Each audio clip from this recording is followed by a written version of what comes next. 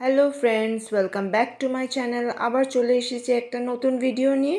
ভিডিওটা একটু লম্বা হতে পারে, প্লিজ একটু আমার সাথে ধৈর্য ধরে এই ভিডিওটা দেখো। তোমরাও ট্রাই করতে পারো, আমি যেভাবে বলে দিচ্ছি। দেখো, খুব সুন্দর কেক তোমরাও তৈরি করে নিতে পারবে। যারা পারো তাদের জন্য বলছি না, যারা এখনও ট্রাই করোনি তাদের জন্য বলছি। আমি এখানে 4 পাউন্ডের কেক বানাচ্ছি। তো সেটার জন্য আমি 4টে ডিম নিয়েছি, 1 কাপ দুধ, 2 কাপ চিনি। এবার নিয়ে প্রথমেই লিকুইড জিনিসগুলো আগে মিক্স করে নেব। তার সাথে আমি নিলাম 1 কাপ মতো তেল, 1 পিঞ্চ নুনটাও কিন্তু দিতে ভুলো না। তারপরে আমি এইটা হ্যান্ড ব্লেন্ডার দিয়ে মিক্স করছি। যাদের হ্যান্ড ব্লেন্ডার নেই তারা স্কিপ করে হাতের কোনো হাতা দিয়ে বা কোনো যদি তুলা থাকে ওটা দিয়েও কিন্তু ব্লেন্ড করা আরামসে যাবে। আমি সব লিকুইড জিনিসগুলো মিক্স করে নিচ্ছি। এই দেখো আমার ব্যাটারটা রেডি হয়ে গেছে।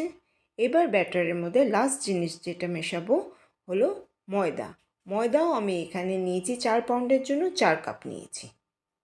তো 2 পাউন্ড যদি বানাও তোমরা তাহলে 2 কাপ নেবে। আমার হাফ মেজারমেন্টে নেবে, কেন কি আমি তো এই 4 পাউন্ডের কেকটা আমি 2টো কেক বানাচ্ছি 2 পাউন্ড 2 পাউন্ড করে। তো আমার মেজারমেন্ট এরকমই, তোমরা 2 পাউন্ডের যখন করবে এটার হাফ মেজারমেন্ট নেবে। ব্লেন্ডার কিন্তু ময়দাটাকে মিক্স করতে নেবে না। যতক্ষণ লিকুইডটাকে মিক্স করছি ততক্ষণই ব্লেন্ডার ইউজ করা যাবে। ময়দাটা যখনই আমরা লিকুইডটার মধ্যে ঢালছি তখনই কিন্তু হ্যান্ড উইক্স দিয়ে বা কোনো স্প্যাটুলা দিয়েই মিক্স করবে।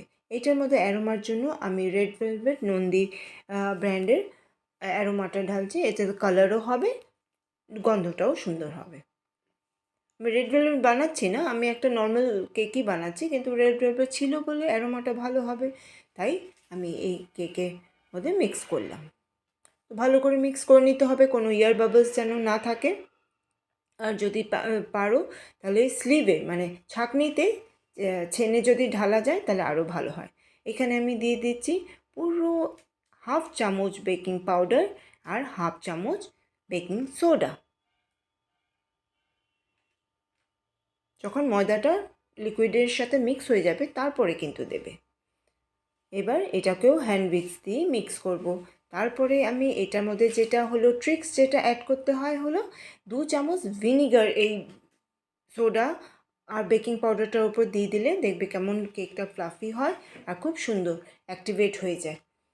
এবার কেক টিনগুলো অয়েল গ্রিস করে নিয়েছি, ও গ্রিস করে আমি এখানে একটা পেপার সেট করে নিয়েছি।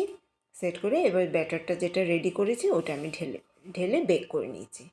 বেক করার পর আমার ইনিশিয়াল একটা ক্রিমের কোটিং করতে হয়, সেটা আমি করে কালকে রাতেই রেখে দিয়েছিলাম, সেটা আর ক্লিপিং তোলা হয়নি।